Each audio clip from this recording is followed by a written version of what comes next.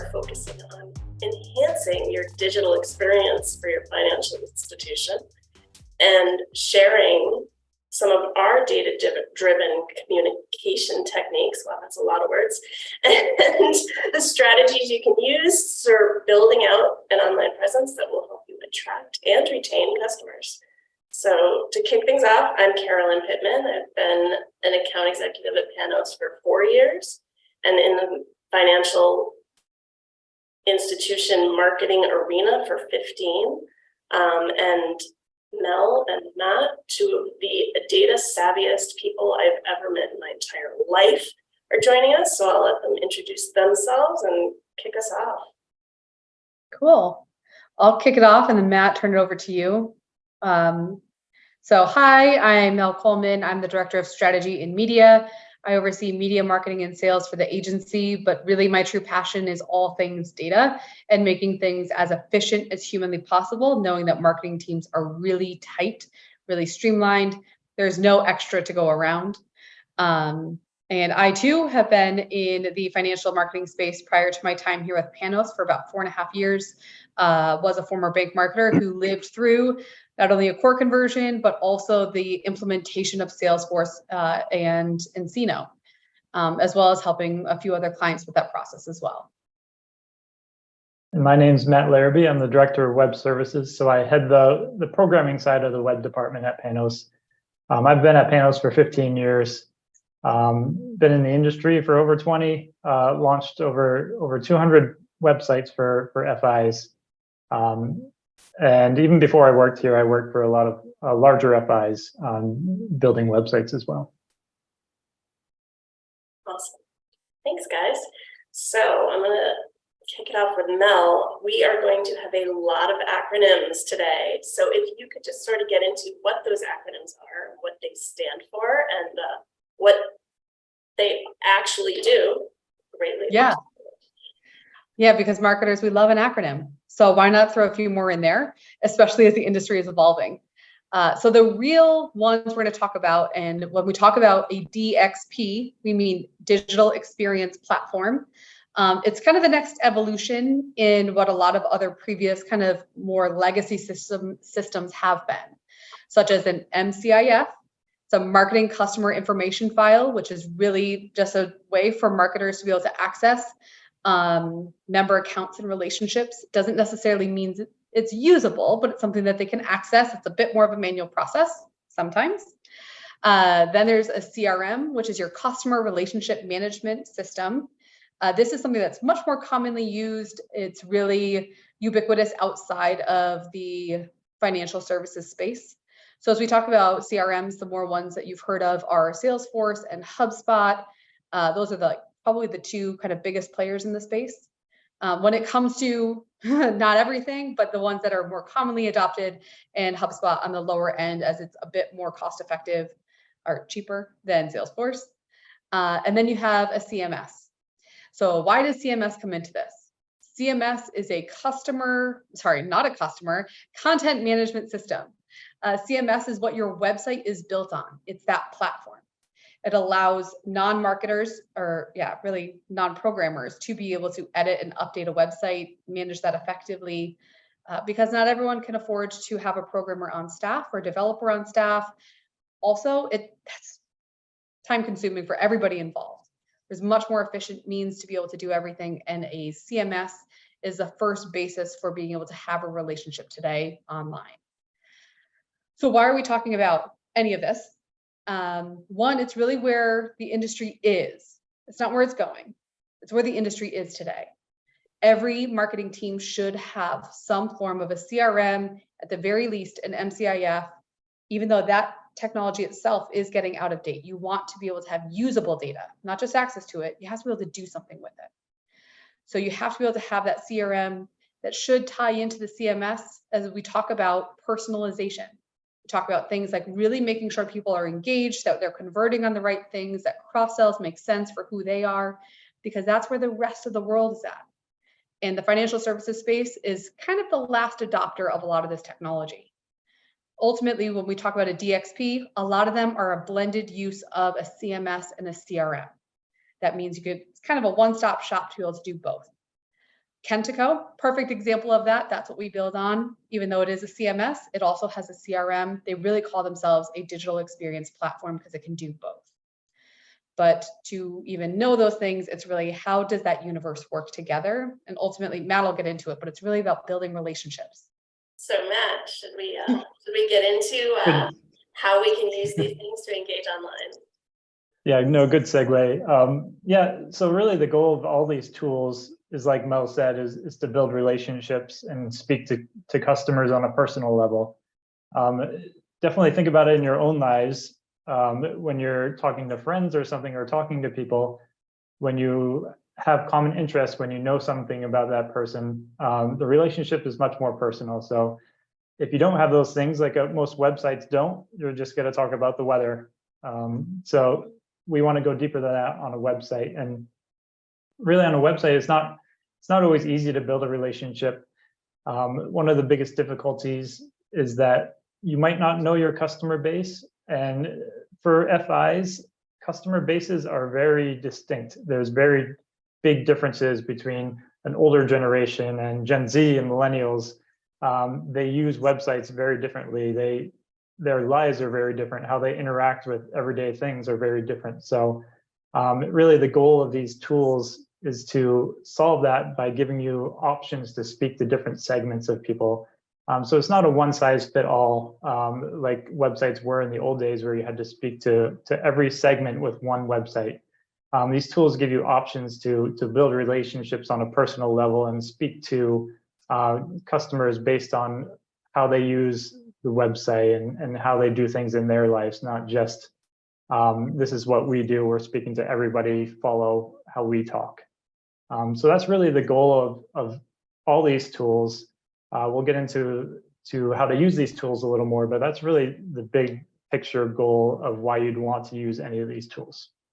And kind of on that, and this is still outside of just the financial services space, is that the relationship between these systems is that a CMS is meant to take in information from a CRM to then show very specific information. And that way, and then also feed information back into the CRM about what the CMS learned. This is where we get into marketing automation, because, right off the bat, Matt, I love the example of if you're talking to somebody and you don't know anything about them, you're going to say, well, the weather, we all experience that. But it's really got to be, how can marketers do these things at scale? So when you've got thousands of people visiting your website every day, you as an individual marketer, you as Adam, can't know that. So you can't build that. There's no way. What you can do is put rules in place to be able to show very specific information. And that's really where these systems are meant to work together, is to allow marketers to do a lot of very complex things at scale without having it to be overly time consuming. Thinking about that, it's really nice too to be able to see how people are engaging.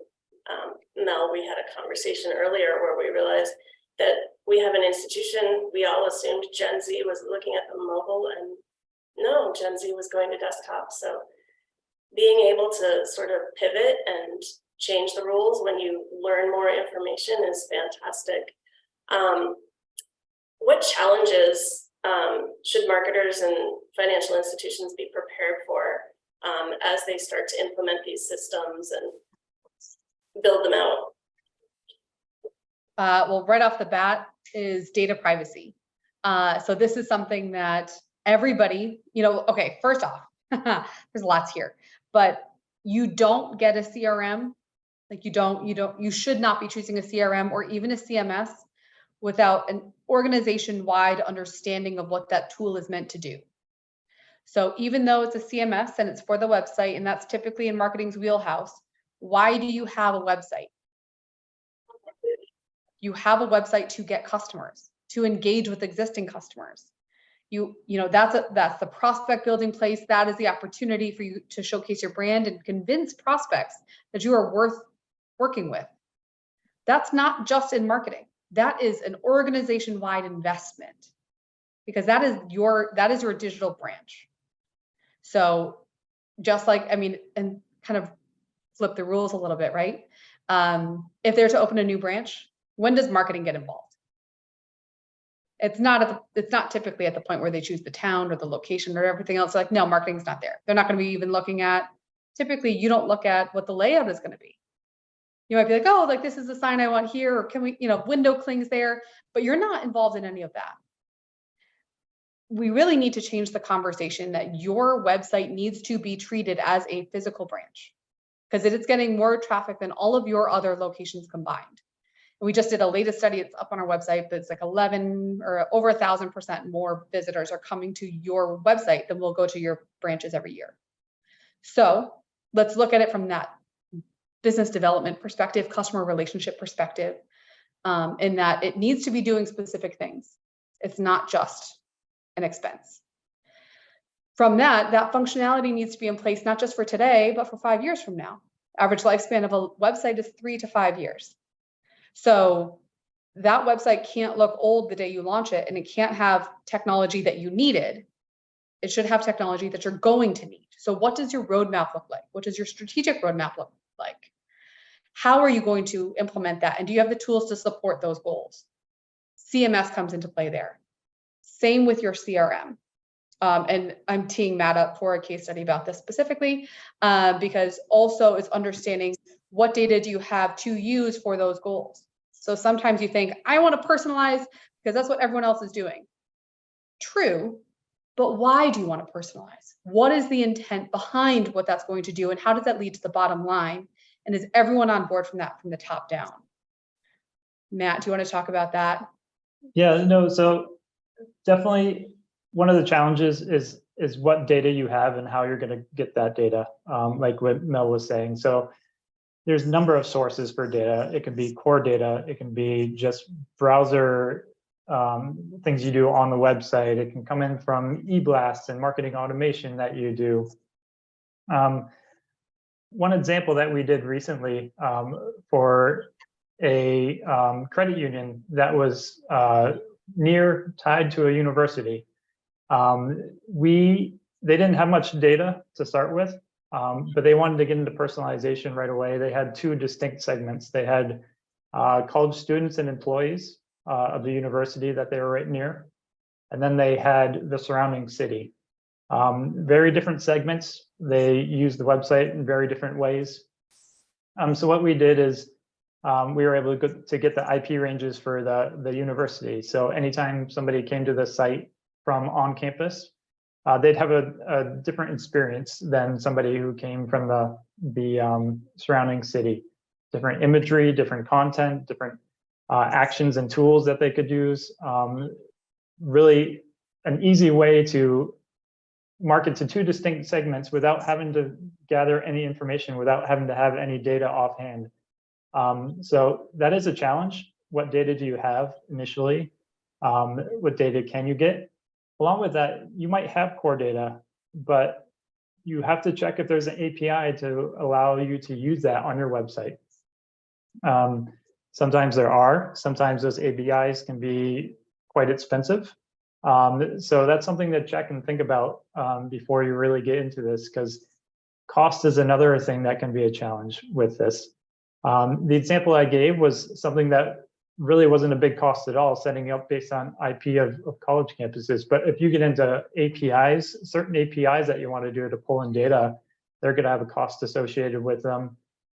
Definitely the tools that you choose, if you want to do personalization or marketing automation, those all come with a cost too. And you have to know what you're capable of doing as a company. You have to have the manpower to handle all these things. So that's definitely the challenge. That's definitely something to think about right now if you're not into these things already, and start planning for that. Yeah. And that's too, as we're talking about data, and I'm going to come back to data privacy, but organization-wide, when we say that, the kind of API calls that you can do are also going to be dependent upon the flexibility and understanding of your compliance team. So it's one thing to say, oh my gosh, this is a super cool tool, we need it, and I'm budgeted for it, and then realize that you had your knees cut out from under you because compliance is going to say, nope, no, I'm not going to allow you to have access to core data because that's too risky based upon what we know. It's not. We've seen it done. We can do it. But compliance really does, as we know, can be a best friend or a worst enemy, depending upon what those goals are. And so really, this is where you need to get your organization completely on board and understand what that investment looks like, because investment isn't just that cost. It's also the upkeep and maintenance of that system after, because garbage in, garbage out is kind of that rule, that Murphy's Law with data. So if you're going to get one API call every quarter, it's not going to help you too much. You need to make sure that there's a consistency, that there's an understanding, that there's checks and balances in place, and that you have the appropriate manpower behind it. A huge thing is we kind of talk about future, right? Because when we're implementing these systems, it's not necessarily to just solve the needs we have today. It's got to solve the needs that we have next year and the year after. So there has to be a foresight. And how are you going to ramp up to these things? And how are you going to make sure that your data is secure and that your customers and your members, your prospects, that everyone feels that their data is secure? This comes with, and this is part of a lot of CMS and CRM systems, with the ability, like Kentico has the ability to do GDPR compliant cookie maintenance. Cookies are huge. They impact everything, especially when you get into personalization. You must disclose cookies. Any chance I get in these, I'm going to get on my little soapbox for a second, but GDPR is the General Data Privacy Regulations that's based out of the EU. And you can say, we're in the US, why are we talking about the EU? Because if you have any customers that happen to be EU residents, there's not a majority, just any, could be one, you're then compliant, you must be compliant with GDPR. Same with California's CCPA, which is meant to be getting updated to CPRA, I believe. And I don't have a date on that, but that's coming to be more in line and more restrictive as it is with GDPR, which is an opt-in, not an opt-out and not an accept. We've had two other in the US, other data privacy rules that have gone into play, and that's Colorado was effective July 1, Virginia was effective January 1, Connecticut was also effective July 1, Utah comes into play December 31st. All of these mirror California. So you can say, I'm not in any of those states, so I'm fine. Just like GDPR, if you've got one customer or member that lives in any of those states, you are beholden to them. Now, if you read deep into the guidance, and I hate guidance, sorry, compliance people, I hate it because there's so much gray. There's so much left open for interpretation. So then we put on our little compliance hats and we say, okay, is it a worthwhile risk? There is no negative to having a cookie policy on your site with an accept or okay little line at the bottom. It has become common UX, almost an expectation. They're an understanding. It does not inhibit somebody's ability to use your site. It gives them more information. And we have seen lawsuits that have occurred in states without data privacy laws where people were successfully sued for not having a cookie policy. So there is no argument to say, no, it is not worth having a cookie policy just because it doesn't technically state you must definitively, no matter what, have this. It does suggest strongly that you should. So why not just have it?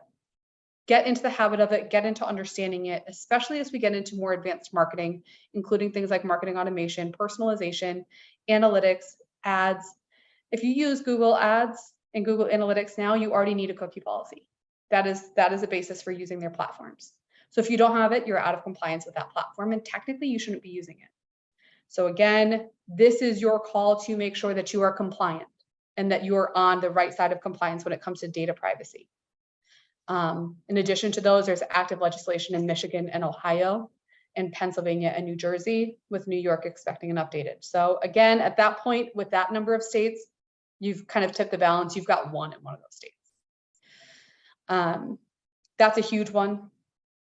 And so really, this all happens. This is when everyone starts to feel comfortable, when you invite certain people into the conversation and saying, this is what I'm trying to accomplish. This is why I'm trying to accomplish it. And this is what I need from you. And I want your understanding with it. So it might take longer, but the end result is a system that's usable, that impacts positively all of the departments within the organization. And it becomes a marketing and customer oriented focus, which is really what we know ends up leading to long-term conversions and results. End of the soapbox around GDPR. Oh, I love that you talk about privacy. And I'd just like to point out that if you have military members who are customers and living off base in Europe, they live in Europe. So just something to think about. They can manage their accounts online from Europe. That's a great point, Carolyn, that I had not considered till you said it. So please, please just be safe. Get a cookie policy up, get a cookie bar up. It does not hurt you in the least and sets you up better with also your customers and members feeling like you're looking out for them by having this prior to onboarding any serious system updates. Privacy, fun stuff. So then next, what kind of timelines, if you're going to implement this, should you be looking at? Can I just buy it and plug it in? I would love to. That would be so cool. So when we're going to go back to really quick. So when I was at a bank, it was a $1 billion bank that was based in Boston with a national lending team, national savings platform that had a separate brand and had a community banking arm. So there's just like lots going on. To increase efficiency, they decided to get Salesforce and nCino. nCino is that lending bit that works really well with small business in particular, but typically meant for commercial lending. And we then layered on Pardot. So Pardot is an extension. It's one of the marketing automation extensions that can plug into Salesforce. From the time that we signed on the dotted line to this time that marketing was even getting involved with Pardot, it was 2 years. It involved 2 new hires that were meant specifically to manage the implementation process of Salesforce, because you have to overhaul every single thing you do within that department. And it's very easy for it to go astray. So, we know clients who have started it and they're like, oh, this is a marketing thing, simple, easy, they're just going to do it. No. And, oh, it's just a lending thing, it's just going to be that, it's fine, they'll figure it out. No. It has to be bought in from the top down and not just saying like, yes, I support this investment. That's great. You need that first. The CEO at the bank I worked for literally said, if a loan comes to me that's not an nCino, it doesn't exist. And there's that level of fear for all the asset managers and everybody who has put all of the time and effort into making sure that that loan gets to credit committee to then have it not exist. It's that kind of buy-in. And you need to have everybody. So the SVP of operations said the same thing. EVP said the same thing. And there were some real like, no, I don't care if you're frustrated. This is the system we're using and this is what's happening. By the end of it, it was great.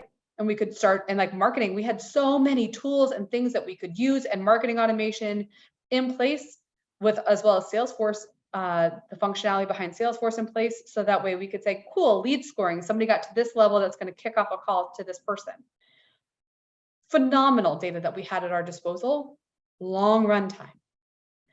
If you're doing a smaller scale system, it doesn't have to be that intense, like implementing Kentico. Build takes 8 to 10 months on average in general. If you're really good, 8 to 10 months to get that CMS up to date. And while you're talking about that, you talk about your phase 2. Okay, great. How are we going to implement? Are we going to use our CRM? Do we have a CRM to plug in? What are our automation workflows going to be? Are we going to have personas in here? What's the lead scoring going to be? What are our contact groups? So many things to consider. But it is not overnight. You should plan for at minimum a year of just making sure that everything is up to speed and working properly with so much testing involved. And that has to sit outside of marketing as well. You have to really involve everybody. So in sort of advising how to create a roadmap to implement these, and justify the expense in terms of ROI, what do we think? Where do we go? The first thing is being realistic. So if you don't have a CMS, I don't think it's reasonable to expect you to have marketing automation next year. There's a lot of work that needs to happen. If you have a CMS, but you don't have a CRM, you also might not be ready to do marketing automation next year. And that's getting into personalization because it takes that full year to ramp up and get everything tied in together. So really look at the data that you have currently. Are you doing anything with the data that you have? So if you have an MCIF or you're doing crystal reports, are you doing any segmentation with your emails? Are you doing any segmentation or base level personalization based on IP addresses or locations? Are you doing any of that now? And if not, do you have the technology to do it and you're just not implementing it? Or are you at your tech threshold and you really need to do something different? In that case, I would say, look at your CMS. That is going to be kind of the easiest spot to start testing things out, because you can personalize based on how people have engaged with your website before. If you've got a great CMS and you have a CRM, but you might not have that marketing automation piece built in, okay, cool. And that's what you're ready for next. But really make sure that you're maximizing the use of the tools you have at hand before you get into anything else. And yeah, really stay focused on what your goals are, not just what are marketing goals, but how does that support your business line goals and how does that support the FI overall? Because marketing is meant to support those goals at the end of the day. Yeah, and what we've been talking about too is you don't have to do it all at once. There can be phases to this. So like the illustration we gave before, if I met someone I don't know anything about them, we might talk about the weather. But anybody in sales, you know that when you have even a single thing you know about somebody, the conversation can be a lot different. So if I know that Joe played pickleball, I'm going to talk to him a lot different, and we're going to have a conversation that can strike up something that we can have a 30-minute conversation on. The same goes for people on your website. Really, they just want to connect with you. So you might not know everything about them. You might have only a little piece of information about them, but the experience is still going to feel personal for them. So that's really what we're looking for. And that roadmap, you got to find out where you are on the roadmap. So do you, like Mel said, do you have the data? Do you have the manpower? Figure out your segments. What are your most important segments? Which ones are you not reaching that you need to reach? Which ones are your biggest, most important segments that you want to keep and retain? That's a big part of it. And then from there, use that data, figure out, so you know you have this big segment of millennials that your website's not talking to. Now you have a base point to go off of, and now you have a plan in place. All right, we know what we want to do, and these tools can provide that. But before you can use these tools, you need to have a plan in place for what you want to do. That's great.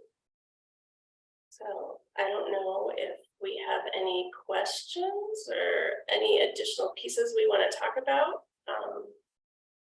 Nothing, no questions here, but if you want to, I mean, these are really kind of heavy questions and each answer is going to be really personal to your organization.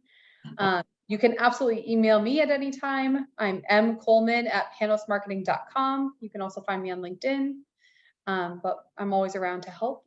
Yeah, really, any of us, even support@panosmarketing.com will go to myself and a couple other people. So that's a good email to send questions to. Definitely, this is a huge conversation. We could talk about this for hours, definitely.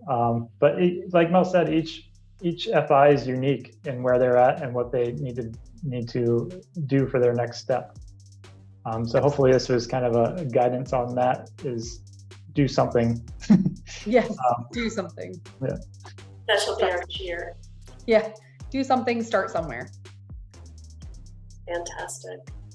I think that about wraps it up. So yeah, if there are any questions, please feel free to reach out and we'd love to help you here. Awesome. Thank you all so much for joining us today.